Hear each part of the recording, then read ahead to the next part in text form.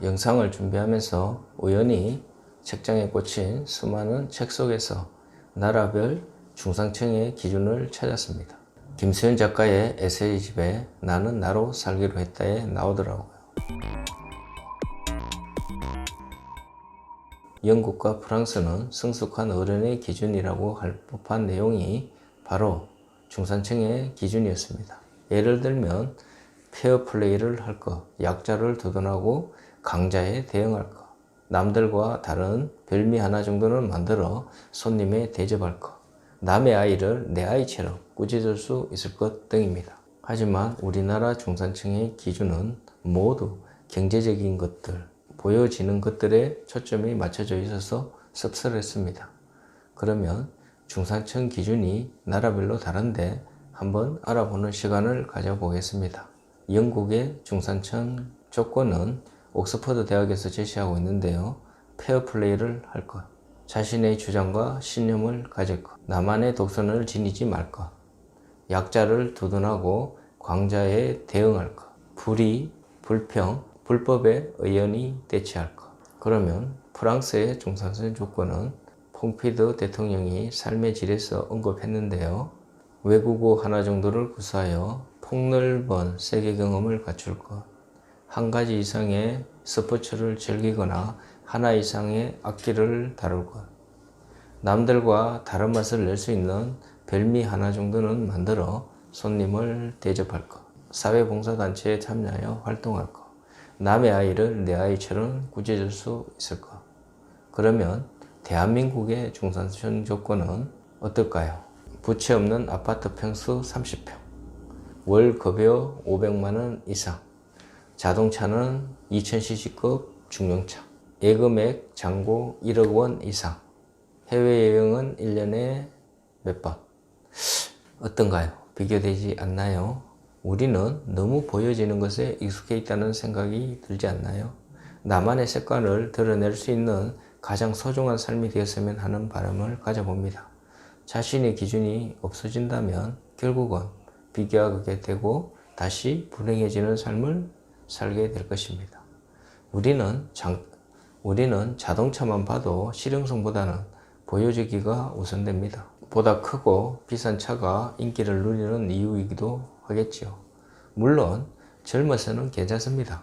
그런 혹이 한 번쯤은 부려보며 사는 것도 나쁘지 않을 것입니다. 그러나 인생 후반전은 남을 의식하며 살아가는 삶보다 자신만의 삶을 살아갈 수 있기를 소망해 봅니다. 우리의 현실은 중산층을 붙들기도 쉽지 않은 것 같습니다. 조사에 따르면 은퇴한 50대, 60대 평균 월소득 은퇴 전 650에서 은퇴 후 130이 됩니다. 650이면 중산층이었을 텐데 은퇴를 하게 되면서 그만큼의 월급은 쉽지 않은 것이 현실입니다. 재취업을 한다고 해도 기존 연봉에 비하면 형편없는 수준이 되고 일의 질도 떨어지는 것이 현실입니다.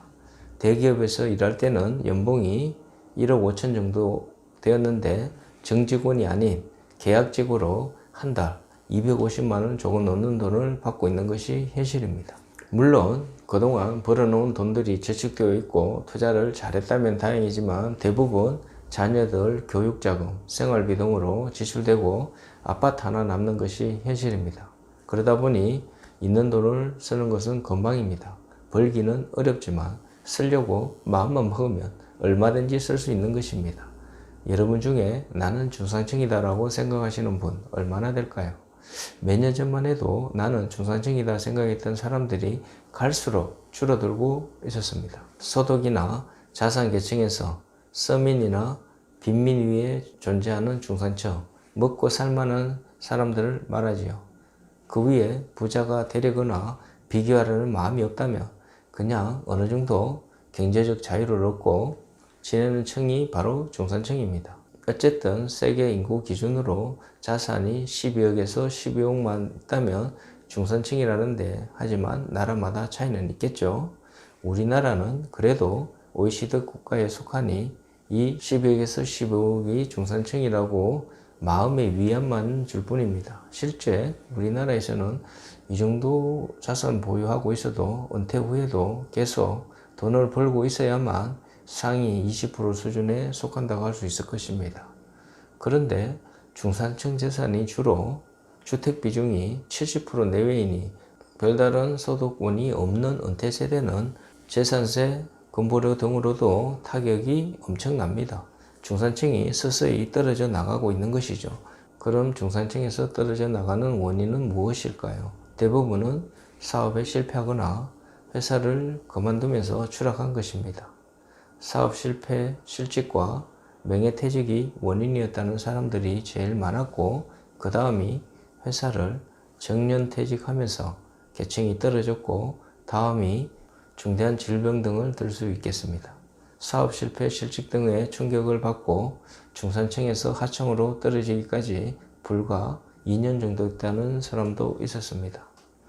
주요 소득을 상실하면 그리 오래 가지 않아 아래로 떨어지는 것이죠. 대개가 충격을 받고 떨어진 시기는 5년 미만이 제일 많았습니다. 자, 좋은 일자리 만들어 사회 경제적 약자가 중산층 진입토록 돕고, 중산층은 안정된 삶을 유지하는 것인데, 중산층은 생산, 소득, 소비 활동의 중심으로 중산층이 두터워야 위기의 충격을 흡수하고 회복하는 탄력성이 높아지는 것인데, 또 성장이 있어야 하고 그래야 고용이 되고 좋은 일자리를 만들어 가야 하는데, 실상은 사실 실업률은 높아지고 부동산은 폭락으로 힘들게 하고 물가는 급등하고 양극화는 심화되는 상황이지요. 현재 중산층이라고 해도 여러분 버틸 수 있겠습니까? 현재가 바로 이 모습입니다. 중산층이 힘들어하고 몰락해 가고 있는 것이죠. 중산층의 몰락은 그 사회의 경제가 위험하다는 징표입니다. 나는 중산층이 될 수 있다는 믿음으로만 오늘도 힘든 삶의 여정을 시작하고 계시지는 않나요? 경험이 없고 대비하지 못한 많은 중산층들은 서민으로 전락하여 힘들게 삶을 이어가고 있는 모습을 보게 되는 것이죠. 기술이 발전하면서 많은 일자리들이 없어지면서 중산층 위치는 더욱 흔들릴 것으로 보입니다.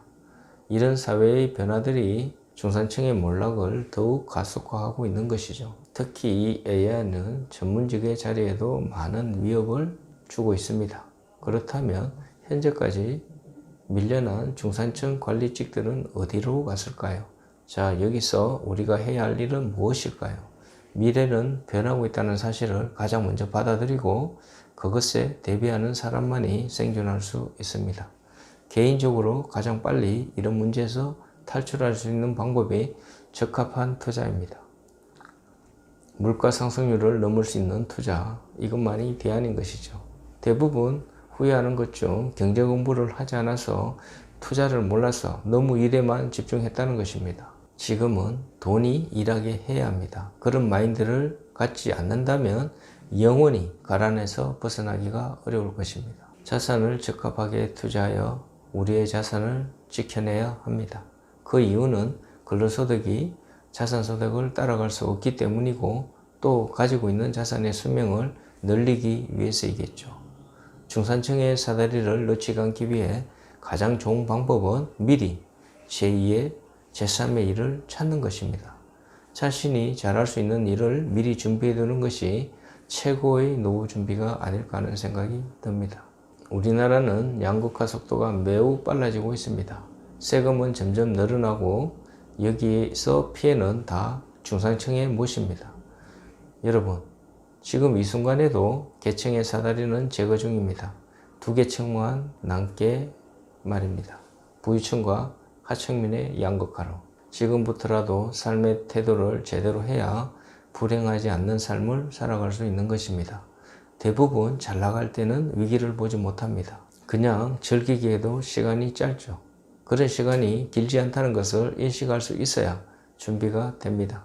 연봉 1, 2억씩일 때 미래를 보고 저축을 많이 해야 하는데 잘 버는 만큼 소비의 규모도 커지는 것이 현실입니다.